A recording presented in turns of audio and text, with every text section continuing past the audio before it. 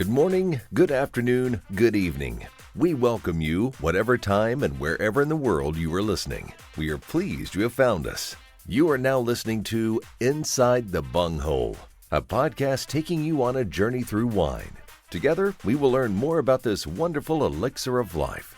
So raise your glass to welcome your hosts and partners in wine, Pam and James. You are now inside the bunghole. Well, we have a very special edition of Inside the Bunghole. It's very special to me and James, Yes. and Jeramaz, of course. We're sitting here with Ivo from Grgich Wineries. And Grgich has been one of our favorites since we started getting into wines. So, and I understand you guys are doing a lot of very unique farming, and I want to get into that. And talking about, you have the winery here in Napa, which has been around since 77. Yes, And you also have a winery in Croatia. correct. Yes. So, I'm going to finish this interview, or just going to top up thing? okay, thanks everybody for joining us. No. Okay, tell me a little bit about what makes Grgich special. Somebody said once, there's no great wine without great story. And we have one of the most interesting stories in Napa Valley due to my late uncle, Mike Grgich, who left us about 13 months ago, but not before hitting almost 101. So he lived a long, productive life. So he was a little poor immigrant from Croatia, former Yugoslavia, coming here in 50s with nothing in his pocket. And he managed to work for most notable wineries in Napa Valley like BV, Robert Mondavi, then Chateau Montelena. And while he was at Chateau Montelena, a miracle happened that his Chateau Montelena 73 Chardonnay won first prize, first place at now famous Judgment of Paris, which was turning point, not just for Napa, not just for California, for Chile, New Zealand, and all New World wines. Before that time, idea was do not even plant Chardonnay unless you're Burgundy. And of course, now we realize that Chardonnay can be grown in many, many other different regions, and we can make high quality Chardonnay. What was Mike doing at the winery when they, because that's a turning point in, wine history. So he had no idea. The owner, Jim Barrett, was in France. So he heard news, and he sent, those days there was no cell phones and stuff like that. He sent a telegram to Mike, and Mike couldn't believe it. Said, "No, somebody's kidding me. This is not true. You know, how can it be?" And it was true. And then there was only one journalist at a tasting, George Table from Time magazine. Steven Spurrier, who organized all this, invited many journalists, but obviously nobody showed up because what's the point? Just like LA Lakers playing a high school team and managed to lose. Yeah. So it's obviously to say that we prove that we have better wines is nonsense. That infamous night for French wine industry, they made mistake, blunder, and they were in love with our Napa Valley wines. Not only that Mike won the first prize with Chardonnay, Boris Winiarski took first prize with his Cabernet, Stags Leap. Was double whammy. And it's just a gave opening to Napa. What was the problem in Napa? There was no investment, no money. There was these kind of people like Robert Mondavi. They were farmers. They were farmers, and they just love it and they have passion, but you need lots of capital. It's very expensive to grow best grapes and to make wine. And then all of a sudden money started pouring in. There's the history. Today, Napa Valley is recognized one of the best grape growing regions in the world. Might be the best soon, because with global warming, we have winery in Croatia. It's amazing. The harvest is 3 to 4 weeks earlier than 25 years ago. Same in France. Really? But here in Napa, we are lucky that we have Pacific that is very unusually cold for a 38 parallel, only 49 to 51 degrees during summer. And that keeps us cool. And so now if you want, I'm half joking, half serious, I'm saying if you want to make really, buy really elegant, nice, fresh Chardonnay, you buy Grgich. And if you want battery big, big low alcohol or high alcoholic Chardonnay, and now you buy Burgundy. Everything is turned upside down because of global warming. Did Michael make wine before he came to the U.S. in Croatia? Not for home wine or yes. Here in the United States, I think we drink about 3 gallons per capita. okay. In England, about 8. In France, maybe 12, 18, or whatever, something like that. I forgot. In Croatia, 20. So we drink more wine in Croatia than anybody, especially the Dalmatia coast. So when I was growing up and Mike was there, we all had our own vineyards and made homemade wine. So he made homemade wine. It wasn't winery. It wasn't for commercially selling. So he had it in genes. First, he went to school and became accountant and hated being accountant and went back to school to obtain a degree in viticulture and winemaking from University Zagreb. So story that very few people know. So why did Mike end up in Napa? Why not in Burgundy? Why not in Tuscany? Right. That was close. Tuscany was much closer to Croatia than Napa. So as it goes, in early 50s, his professor from University Zagreb came to sabbatical to visit UC Berkeley, and one weekend they took him to Napa Valley.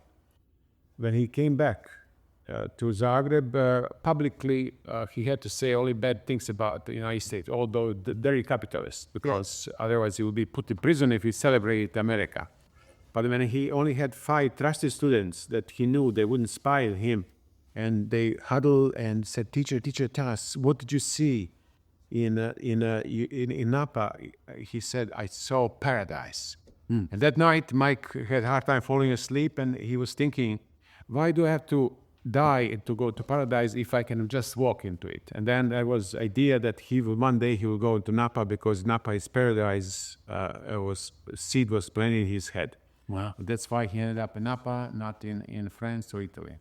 When he went to Napa, he lived here. Yes, so he came in Napa in 58 and never left. Obviously, he bought house here in La Quinta. That he was sharing 50% time at the latest part of his life, but obviously home was not always. Ivo, I want to hear more about your story. How did you get involved in being a winemaker and now here? So when I live in Croatia, I'm 65 years old. We grew 95% of food we grew ourselves, and since age 8, I had to work with my father. So it was communist socialist country. So everybody had jobs, day jobs from 6 to 2, doing nothing, getting some miserable pay. Then you come home, eat some lunch or dinner, whatever. Then by 4 o'clock, you are out farming until dark and all weekend. So I had to farm early age. I hated farming with passion because it interfered with my career as a basketball player. My father thought basketball is a waste of time. We had to farm.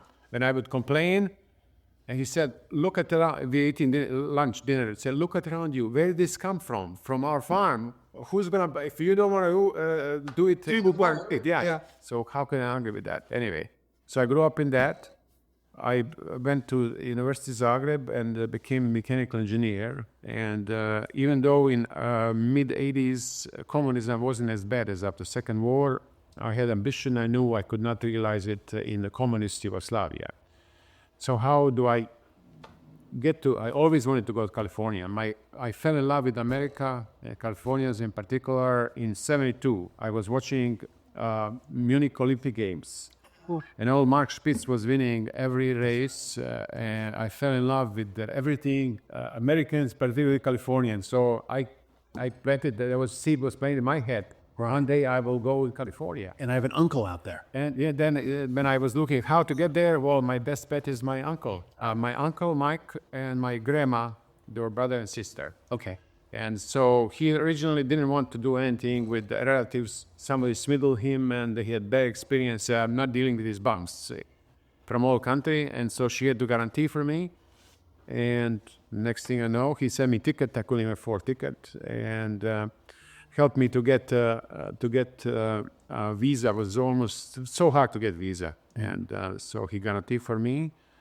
And I was 26 years old and never been on plane before. And it was quite a stressful 24 hours. But I arrived here in 86 as a tourist. Then Mike obviously put me in his own house, showed me around a little bit. After 2 weeks, he asked me, Ivo, I don't think that you came here just as a tourist. What do you really want to do here? I said, I want to stay. I said, okay, I'll help you.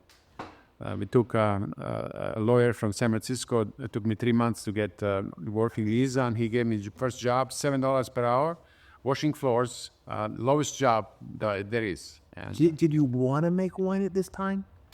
I just want to be here. Just be here. And whatever he gave me, I wanted to be best in everything. I wanted to be best in when I had to wash barrels. I invented being a mechanical engineer, a gizmo. And I not anybody let wash barrels because I thought, well, if they're not careful with me, they might not wash as well. And I thought it was the most important job in the world, So I was very thorough. Right. Realized, I can do other stuff anyway. So I didn't care. I worked because, again, my father trained me to work hard and to be proud. Many fathers, many kids have problems with fathers, but I had the problems in mind. But he really set me up for success by working hard. And when he would come from work, he would give me chores. And when he saw that I did everything right, he would praise me. And it felt good. Yeah, and so he developed work ethic in me, and that he has to do good work, not just crappy work. Yeah, not just get it done, do it right. Is that how you started on this path of generative farming? You wanted to be better than most people. You wanted to be the best. Not necessarily best, because we know from early on I was so blessed. I just mentioned my father. I was blessed to have such a smart mother we had good produce. I just told you we grew everything ourselves, no chemicals. So for generations we never used chemicals. And my mom was fanatic about healthy cooking and eating, and she knew instinctively that health comes through good food, Nutrition, yeah. good nutrition. And so I was always interested. My father there was peaches. Peaches are worst tree to have. You have to spray them all the time. All neighbors were spraying and getting nice peaches and this and that. My father crappy leaves, and we have some peaches still good tasting, but no poison on them. So in my genes, I had that mentality of naturally growing, because that's what we've done for generations. And did your mom know about this whole biome and you have to have like bees and you have to have certain types of soil and the microbes in the soil? Did she know that, or just instinctively? So it was instinct, probably, that was transferred from generation to generation. Just like farmers 100 years ago, they did this when you look back, I said, these stupid peasants. No, there's much more wisdom. They couldn't tell you why, because it was inherited. It was inherited from generations. And then now we came with chemistry and all other stuff, and we think we're gonna force nature to perform for us. Yeah. We want Hormones. Yes. And now we are paying price. Global warming is the result of how we treat nature, for sure. And all these new diseases that we have here are product of all these chemicals that we are putting indiscriminately on soil, on us, eating them every day. Yes. Unfortunately, most people here, they don't care. If you eat oysters and you get violently ill, you'll think twice next time you order oysters. But when you eat this food, with McDonald's and stuff like that, you don't think, that's not about kill you today, not in a month, not in 3 years. It will catch up with you. Yeah. And it comes, and it's hard to prove. That's why you're ill now. Yeah. Doctor tells you, no, it's just genetic or something, you're unlucky. You're not unlucky. Overwhelmingly, these new diseases are caused with low quality food and laced with poison. And we want to come back and talk about that more, farming, and then also how you stepped up into the winemaking role. So we're going to take a real quick break and come right back after this. If you want to know more about Inside the Bunghole, join us on all our social media platforms. You can get a revisit and view all the latest posts, giveaways, and information on this podcast. Simply search Inside the Bunghole on Facebook, Twitter, or Instagram. Like, share, and subscribe. Leave a comment. We would love to hear from you. Or you can email us at insidethebunghole@gmail.com. Thanks for tuning in, and visit our website at insidethebunghole.buzzsprout.com, where you can always find our latest podcast and past episodes. Cheers!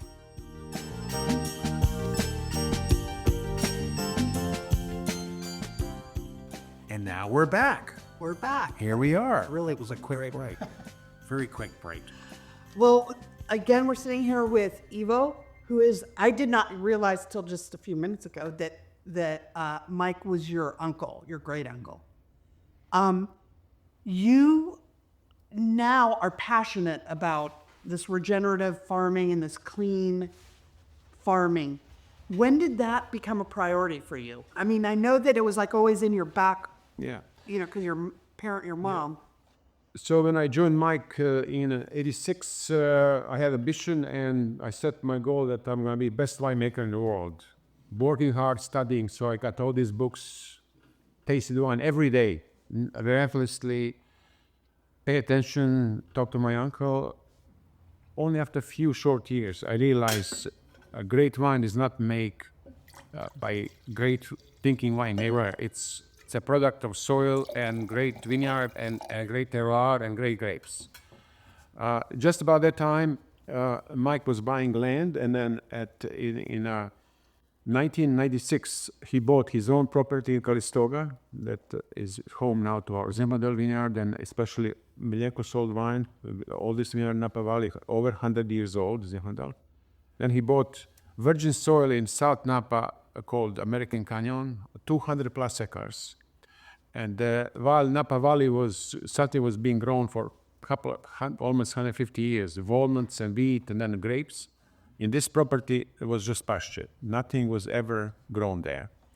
And Mike kind of knew that my affinity for soil. He said, Ivo, I want you to manage this. So in order to manage it, I started studying. And then I realized that vineyard management company that my uncle hired from day one to manage vineyards was using chemicals.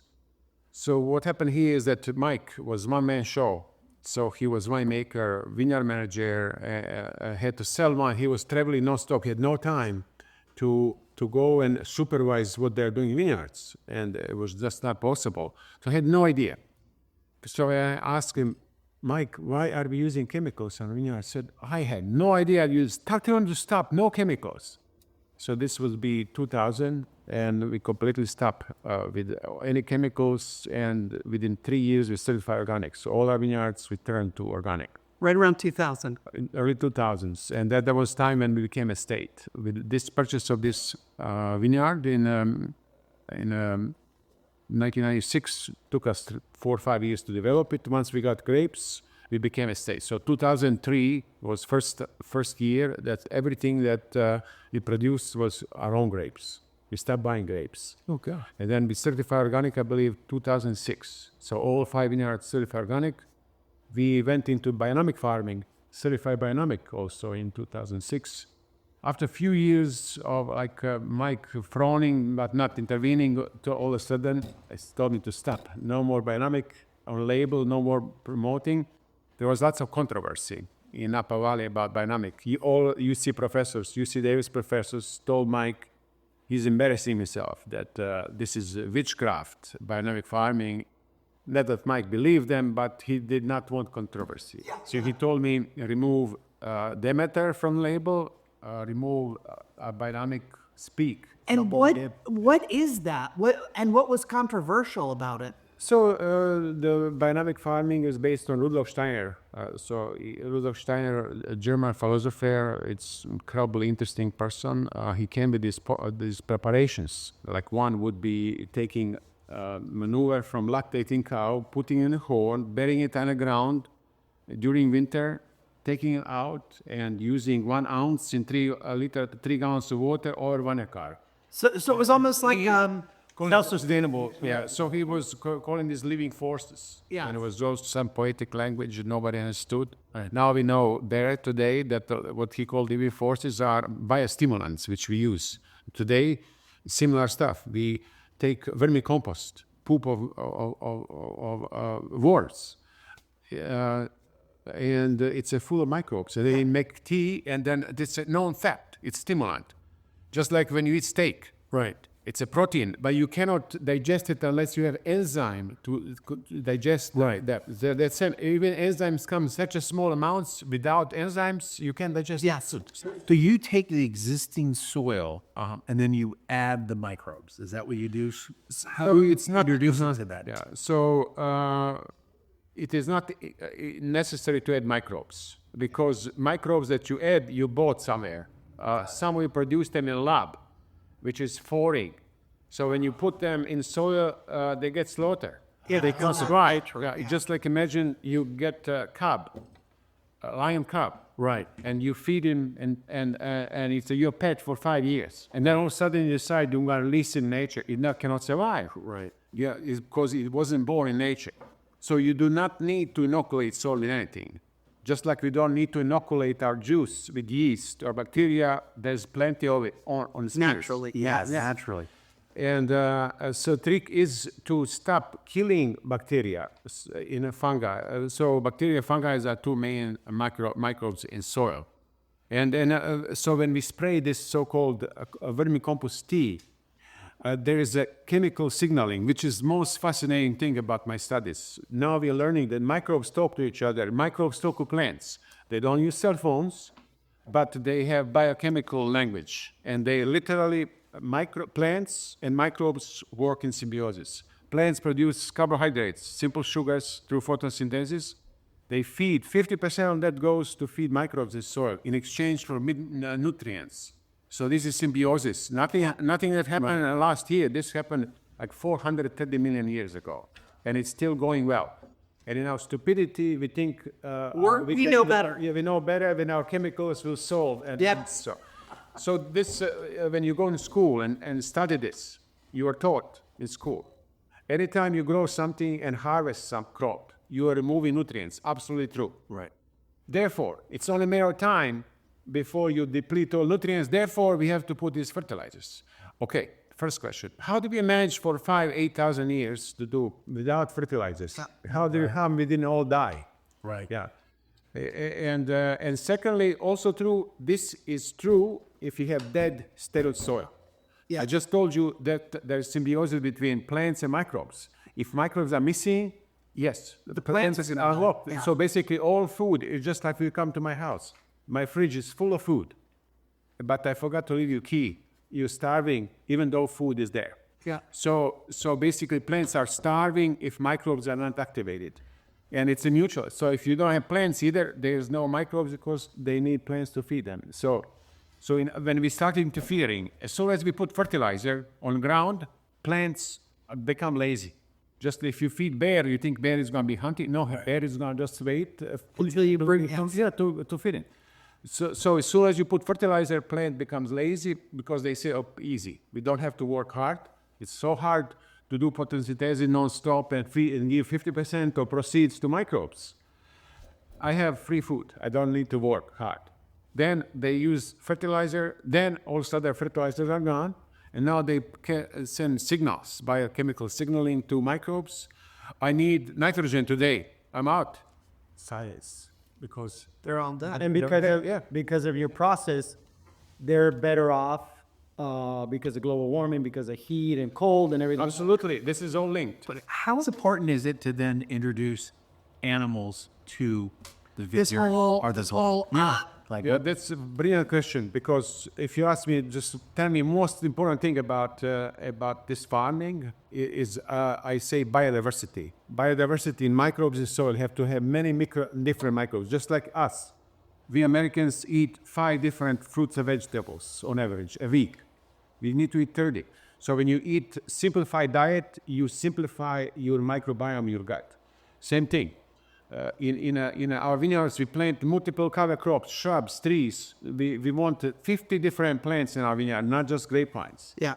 Also, biodiversity means biodiverse the animals. Yes. So we have rabbits and all kinds of, we have thousands of birds, insects. Most, like you go to Europe, it's even worse than here. You drive car for 2 hours, not a single insect on windshield. When I was growing up in Croatia, you had to stop every 30 minutes The windshield was full of insects. We lost probably 60% of insects. We lost birds. Birds eat insects. Yep. So one of the tour here. One of signs of healthy farm is noisy. You hear buzzing of insects, buzzing of birds. Soil smells, has aroma.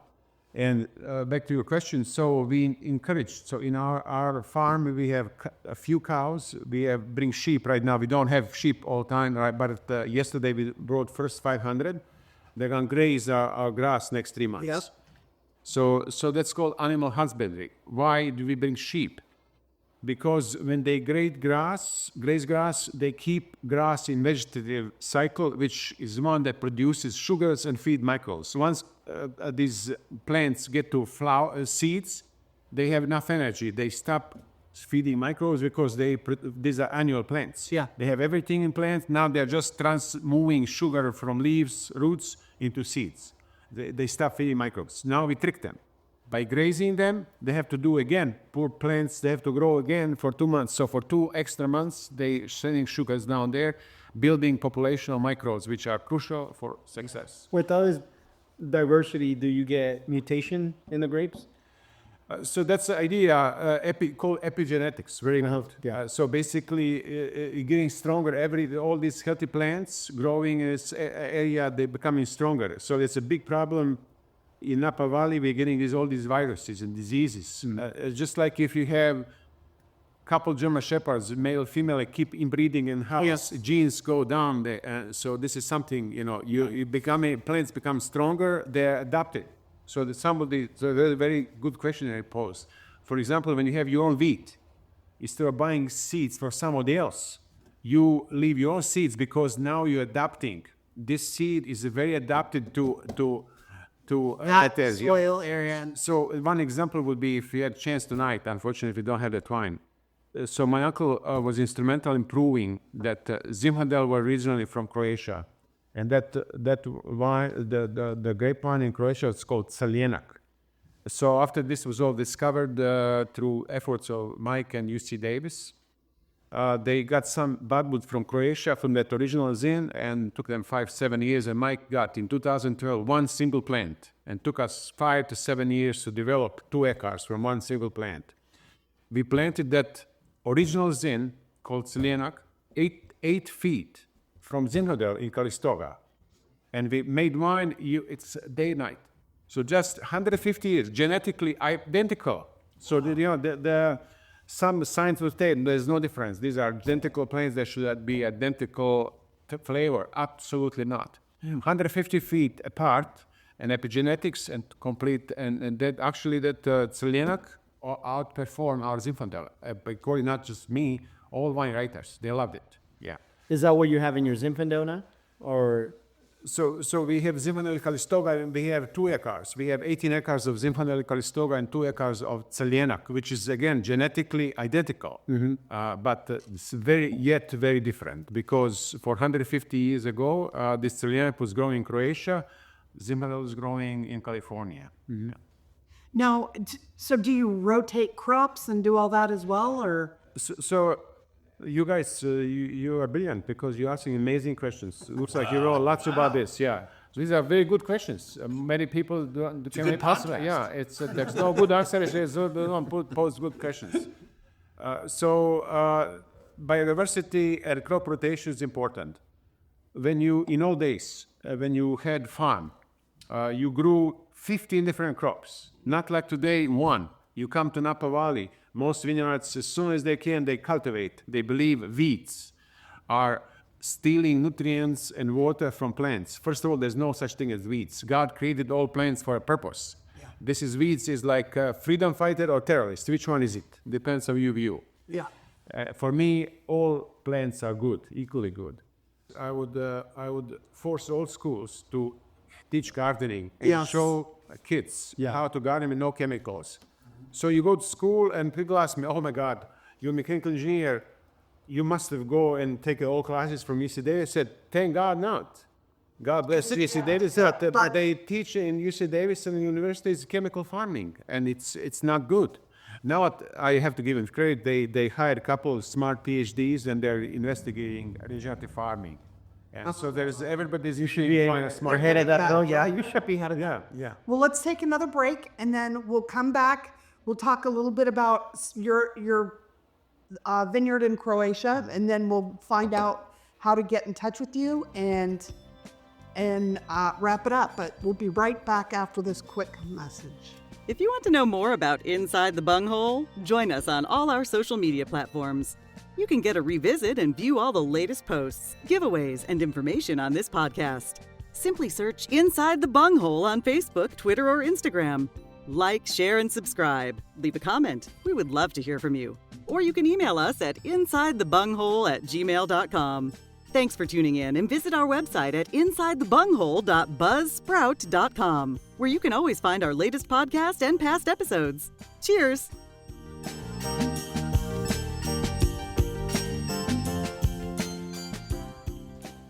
We're back. I have a question while we're going that. Having a healthy farm, a healthy vineyard, what does that mean for your crew? Your workers? I feel like I'm a broken record telling you again what a great question. So this is very important. In many businesses, we neglect people, but there's no good business without respect for your workers. Yeah, I agree. So we've been certified organic, CCF, California Certified Organic Farm for 25 years. That's good. But this new certification that we obtained last year, ROC, Regenerative Organic Certified, besides all these things, not using chemicals, also not tilling excessively, biodiversity and stuff like that, and also monitoring health. We have to prove to them that you are improving health of soil and functionality of soil. They have third important part, which is you have to pay your vineyard workers, your field workers living wage, which is about $23 in Napa Valley. And you might say, well, how are you going to be business? Too expensive. We can't, like you hear restaurants. I have to keep guys on minimum wage. We can't make any money. Mm-hmm. How do you think these guys will work for you working on a minimum wage? They have to have 3 jobs. Very minimum, they come tired to to work because they already work 10 hours somewhere else. Yeah. And then I ask the CEOs that promote this. I ask them, do you know who's highest paid worker in the world? Oh, cool, German worker. Yet they are most productive, they're most efficient. So by paying people fair wage, and especially in farming, this is so crucial. In farming, in this kind of farming, you have to manage, and if not proactively, even predictively. Most farms are managed reactively. You spot disease and you start spraying. It's already too late. Already diseases, everybody's crop is already half ruined. You're saving tiny bit by ruining everything else by spraying pesticide. So we need to have proactive or predictive management. You cannot have that kind of management without willing people that care. Yes. So this morning, example, Oscar, my manager sent me pictures. They found that the few new plants were girdled by mice. And he found 20. We have 240,000 plants, and he found them. So what do we do? I sent him to local store to buy Victor traps, and we're gonna trap them tomorrow, and it's quick. If he didn't care to notice, yeah, and they would multiply and become big problem. Right. They multiply exponentially. So same thing with mealybugs, everything else. I have 45 vineyard workers, 45 pair of eyes. And they report everything they see immediately. If tractor is making tiny noise, you better believe it, mechanic is on it next minute. And it's not going to say, I don't care. I wish tractor breaks down. I wish that only has to pay $15,000. Yeah. That's what happens. So in a long run, this is very wise business decision. It pays off. Yeah. Being nice, being fair to people, appreciating them pays off. And unfortunately, most people don't see it. Yeah. Couldn't agree more. It's it makes so much sense that this is the way that we should be farming and that we should be. But it also creates family. Yeah, in a way, it's all in a way. And Grgich is always person that I know that loves Grgich wine. It is because it's so. It's a beautifully grown, and it's a beautiful, like you're saying, the whole from the beginning to the bottle is just. This gives me a whole new way of Respect. looking and appreciating Grgich Hills. Thank you. Yeah, this was such an amazing, Did you want to informative. jump to Croatia? Yeah. Thank you. Oh, now tell me a little bit about the vineyard in Croatia. Yes. So when we grew up in Croatia, both my uncle and myself, it was Yugoslavia. Croatia was part of Yugoslavia, one of 6 republics. And then awful civil war came in 91, and Croatia again invaded same year in 1991, after 1,000 years being under occupiers. My uncle was, and myself, we are big nationalist Croats, and so we rejoiced opportunity. And when we thought what we could do, first president of Croatia was a good friend with my uncle. When asked by my uncle, what can I do to help? He said, do whatever you are doing here in California, successful, come here and open a winery. So we went there, still bombs are falling in 1983, and we found beautiful property and turned it into a winery. Right on the coast, 30 feet above Adriatic. And we made first vintage 2 wines, best local white, which is called Poship, and best local red called Plavac Mali, very relative of Zinfandel, but not Zinfandel. Production is 50,000 cases then and now. That's the same policy here in California. We don't grow. We are a state, we have certain amount of grapes, tons, and that's what we do. We don't want to double production. So we stayed small. These are 2 best local varieties, and maybe 15 years ago, Croatia was discovered. And there's so many American tourists going there, and they come back here, say, oh my God, we tried wine there, it's so wonderful, how could we get it here? And then decided to import 500 cases every year of Poship and 500 cases of So Grgich Hills in Napa imports. And so we wow, I'd love to taste that. So unfortunately, when you're a small grower in Croatia or Europe, you basically get next to nothing for your wine. Why? First, you have to hire importer. They take 30-40% markup. Then they sell to distributor.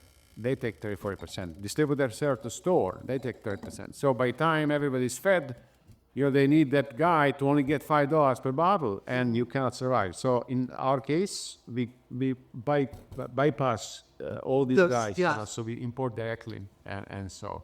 Well, we're going to wrap up, but before we do, Pam, you had something about the label you liked so much about the Oh yeah, so another fun thing about wines to me are the labels.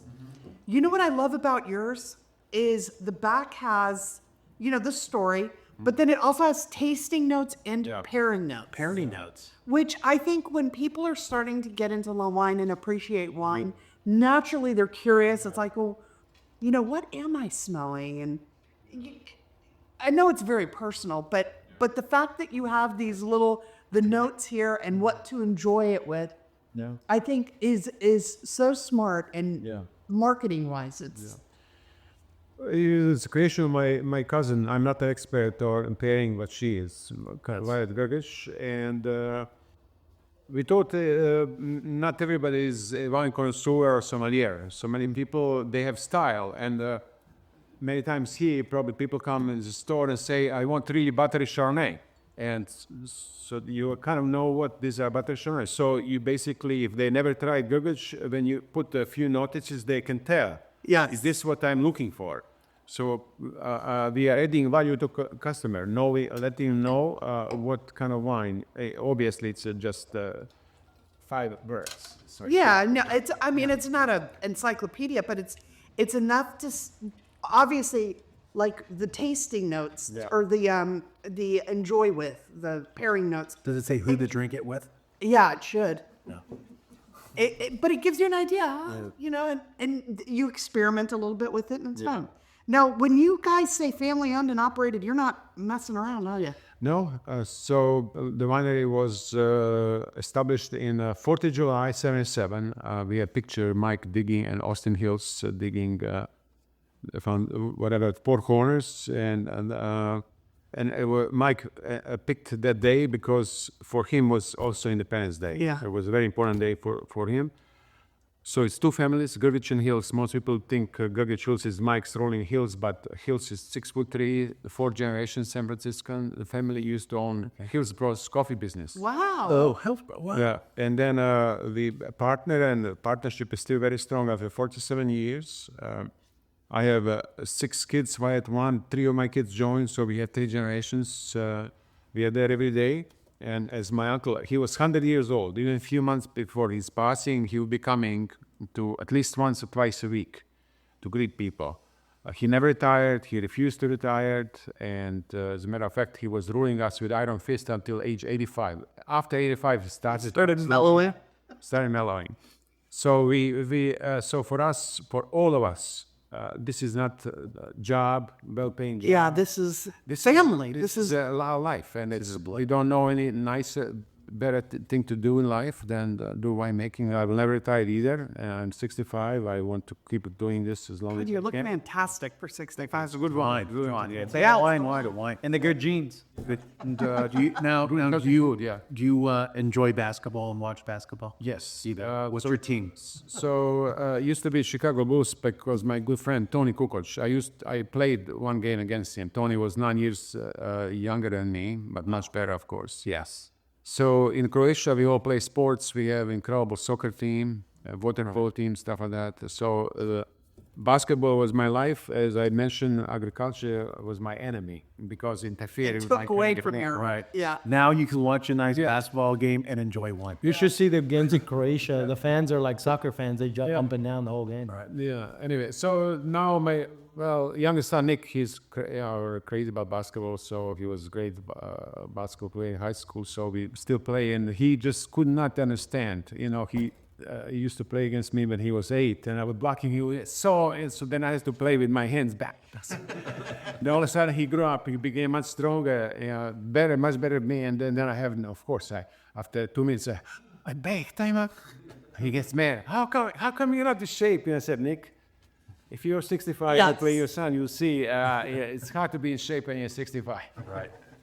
Well, the whole story is fascinating.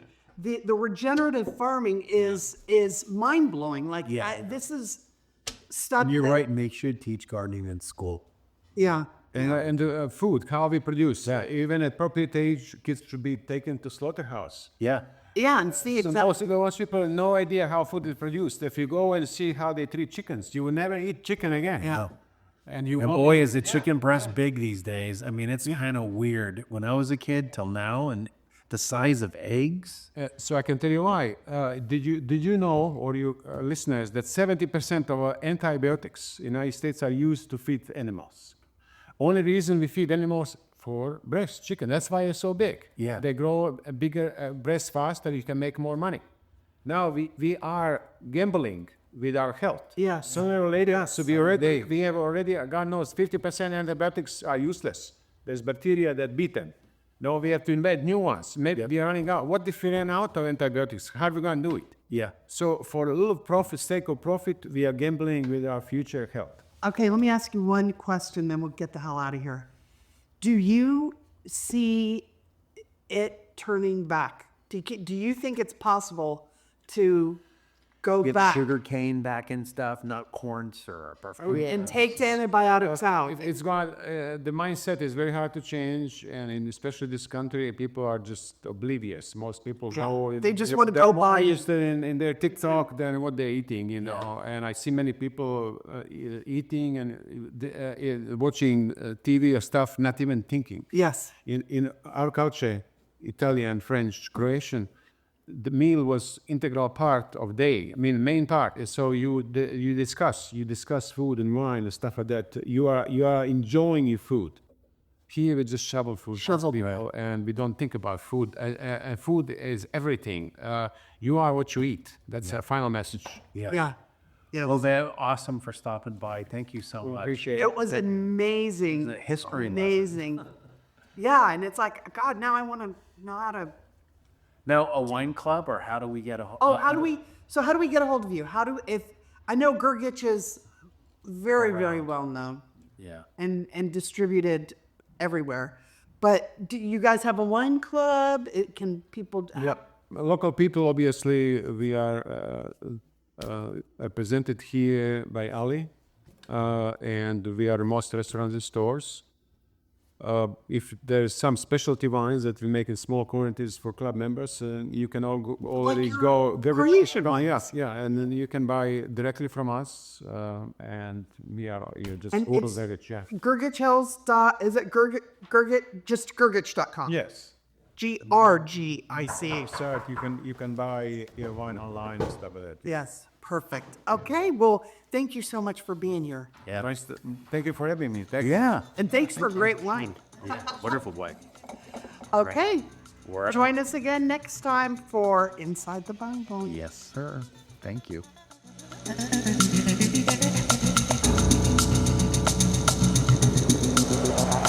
If you want to know more about Inside the Bunghole, join us on all our social media platforms. You can get a revisit and view all the latest posts, giveaways, and information on this podcast. Simply search Inside the Bunghole on Facebook, Twitter, or Instagram. Like, share, and subscribe. Leave a comment. We would love to hear from you. Or you can email us at insidethebunghole@gmail.com. Thanks for tuning in, and visit our website at insidethebunghole.buzzsprout.com, where you can always find our latest podcast and past episodes. Cheers!